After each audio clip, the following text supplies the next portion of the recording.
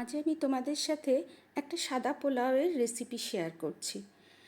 এর জন্য আমি একটা কড়াইতে 2 টিস্পুন মতন ঘি নিলাম আর 1 টিস্পুন মতো সাদা তেল দিয়েছি।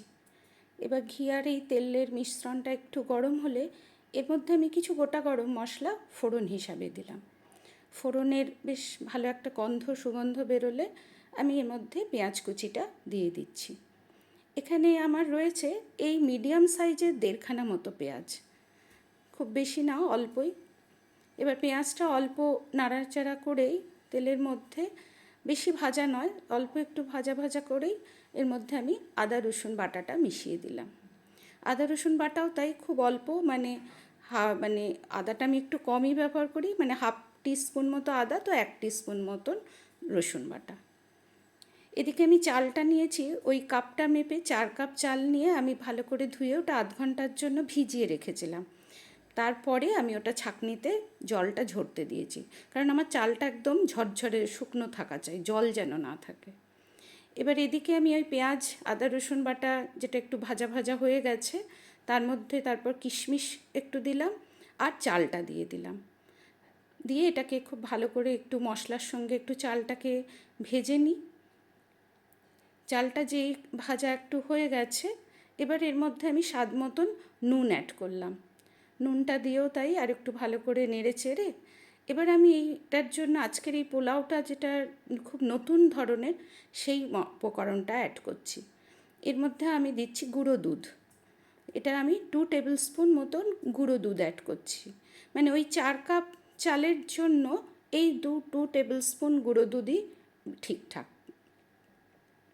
দিয়ে এবার গুঁড়ো দুধটা দেওয়ার পরও খুব ভালো করে গুঁড়ো দুধটাকে আমি মিশিয়ে দিচ্ছি চালের সঙ্গে। দিয়ে এবার জল দেব। জলটাও তাই যে কাপ মেপে আমি চাল নিয়েছি সেই কাপ মেপেই আমি জল দিচ্ছি।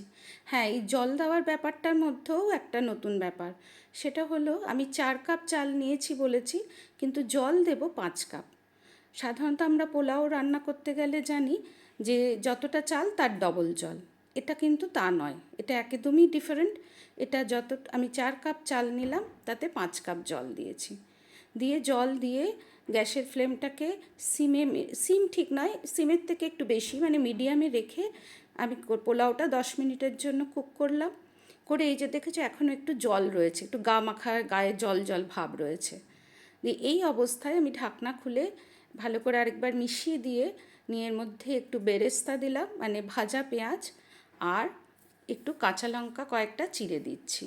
এই কাঁচা লঙ্কাটা এই সময় দিলে খুব সুন্দর কাঁচা লঙ্কার একটা ফ্লেভার আসে এই পোলাওটাতে।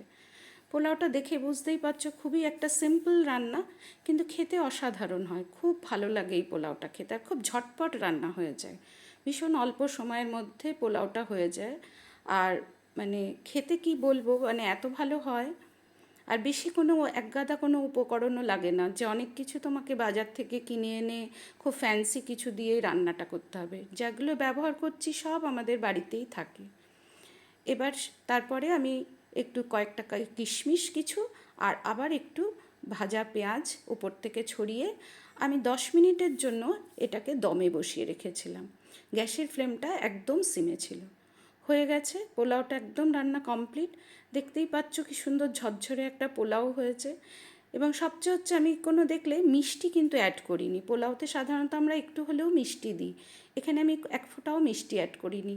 ওই যে 2 টেবিল স্পুন যে গুঁড়ো দুধ, তার মধ্যে যেটুকু মিষ্টত্ব রয়েছে ব্যাস ওটাতেই পোলাওটা, যার ফলে মিষ্টি হবে না পোলাওটা, কিন্তু খেতে খুব সুন্দর হবে, মানে বেশ ব্যালেন্স, তোমার খুব নোনতাও না, খুব সুন্দর খেতে হয়। বানিও। এবারের এই জামাই ষষ্ঠীর উপলক্ষেই আমি তোমাদের সঙ্গে এই রেসিপিটা শেয়ার করছি। এছাড়াও যে কোনো অনুষ্ঠান যে কোনো দিন এটা বানাতে পারো, কারণ বানাতে যেমন এটা সবচেয়ে হচ্ছে খুব কম সময় লাগে। এই জামাই ষষ্ঠী যাদের বাড়িতে এই অনুষ্ঠানটা হয় তারা প্রত্যেকেই জানে এই দিন যেমন আরও অনেক রান্না বান্নাও থাকে, এছাড়াও অনেক কাজও থাকে। সেই জন্য আমার মনে হলো সেই দিনের জন্য বিশেষ করে যদি এরকম অল্প সময়ে একটা খুব সুন্দর রেসিপি তোমরা পাও, তাহলে তোমাদের খুব ভালো হবে, সুবিধা হবে। তাই এটা চেষ্টা করো এবারের জামাই ষষ্ঠীতে বানাতে। আশা করি ভীষণ ভালো লাগবে। খেতে তো বললাম অসাধারণ।